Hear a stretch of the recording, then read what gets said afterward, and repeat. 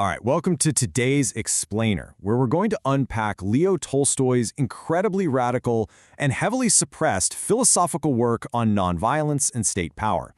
Now, you likely know him as the guy who wrote War and Peace, one of history's greatest novelists, right? Well, today we are exploring a completely different side of him. We're diving into a treatise that was considered so dangerous, it was literally banned by the very government he lived under. So let's kick things off with a massive question. One that takes something you probably think you know pretty well and just turns it completely upside down. Imagine finding out that the absolute fundamental premise of the most widely adopted religion in the world has been systematically ignored or completely reinterpreted by the very institutions that claim to uphold it. That is exactly the premise Tolstoy presents to us here. Here is our roadmap for today. We're going to hit Tolstoy's banned masterpiece, a forgotten core doctrine, a hidden history of pacifism, what he calls the conspiracy of silence, and finally, church dogma versus true religion. Let's get right to it. Section 1. Tolstoy's banned masterpiece, The Novelist as a Radical Prophet. You see, in his later years, Tolstoy's philosophical ideas were threatening the status quo so intensely that Russian censors just outright suppressed this book. But you know how human nature works, right? Banning it totally backfired. The censorship actually fueled this intense curiosity. His really scathing critique spread like wildfire through underground channels. People were eagerly passing around these handwritten manuscripts and illicit lithograph copies. They were just desperate to read the exact ideas the authorities were trying so hard to hide from them. Moving right along to Section 2, The Forgotten Core Doctrine, a Practical Theory of Life. Tolstoy drops a bombshell here. He argues that the central, foundational doctrine of Christianity, which is non-resistance to evil by force, has been entirely ignored by the mainstream church. He noticed that while the church spent all its time emphasizing these deep theological mysteries, it completely sidestepped Christ's direct, literal instruction to not resist evil with physical violence. For Tolstoy, this wasn't just some minor detail they forgot, it was the ultimate perversion of the teaching, completely stripping it of its actual power to change how humans live. Think about the stark contrast between these two worlds. On one side, you have institutional church Christianity, which essentially demands blind faith in miracles and sacraments. And on the other, you have Tolstoy's vision, which is this highly practical theory of life. For him, true faith had absolutely nothing to do with mystical rites. It was about the tangible, everyday pursuit of inward perfection and an uncompromising refusal to participate in violence, no matter how good the justification sounded. Which brings us to Section 3, A Hidden History of Pacifism, Uncovering the Truth.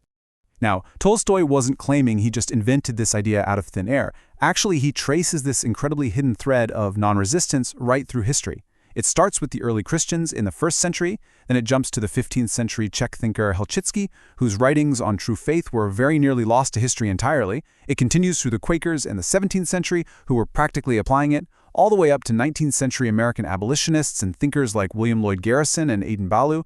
These groups have been loudly proclaiming this truth for centuries, but mainstream history basically just ignored them. Take William Lloyd Garrison in 1838, for example.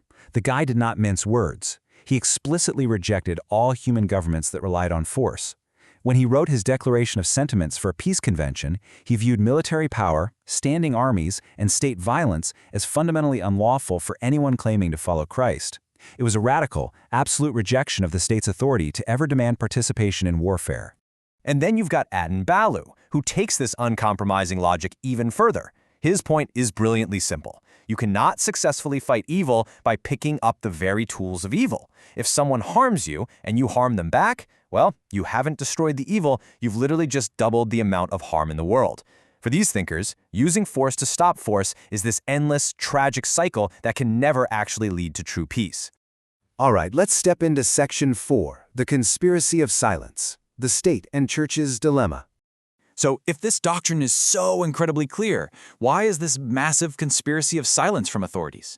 Well, Tolstoy outlines 5 highly specific tactics critics use to skillfully dodge the glaring contradiction between practicing war and preaching love.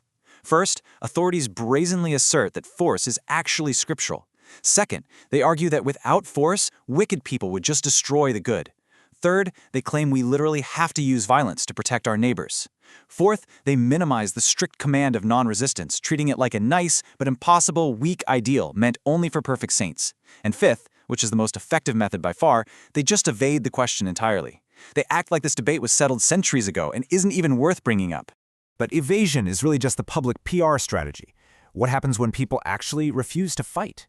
When citizens, like the Russian peasants or the Mennonites, refused military conscription on these religious grounds, the government systematically escalated these secret, incredibly cruel punishments to break them. First, priests are brought in to urge them to conform. If that fails, they're handed right over to the gendarmes. If they still refuse, the state declares them insane and throws them into madhouses or locks them away into disciplinary battalions. The state couldn't execute them openly for practicing the exact religion the state itself professed, so they just hid them away in the dark to maintain the illusion. Finally, we hit Section 5, Church Dogma versus True Religion and the Illusion of Infallibility. Here is where Tolstoy goes all in. He argues that institutional churches didn't just form from some divine mandate, but from messy historical divisions. When early believers split into factions, each side claimed absolute authority so they could suppress the others. So, a church, by Tolstoy's definition, is literally just a body of men asserting sole possession of the truth. By claiming infallibility, they prevent any new understanding or progress. They lock doctrine down into a rigid tool designed purely for power.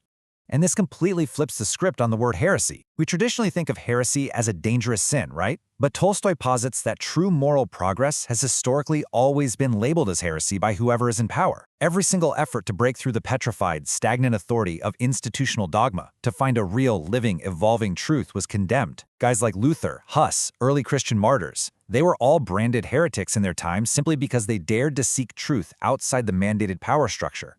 So I want to leave you with one final, incredibly heavy question to chew on. Through Tolstoy's lens, the entire foundation of our modern world, our governments, our laws, our baseline security, relies intrinsically on the threat of violence and military force. So is it even possible for the massive power of the modern state to coexist with true, uncompromising nonviolence?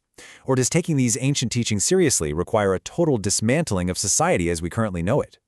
It is a massive, provocative question, but it's one that Tolstoy believed we absolutely cannot afford to ignore.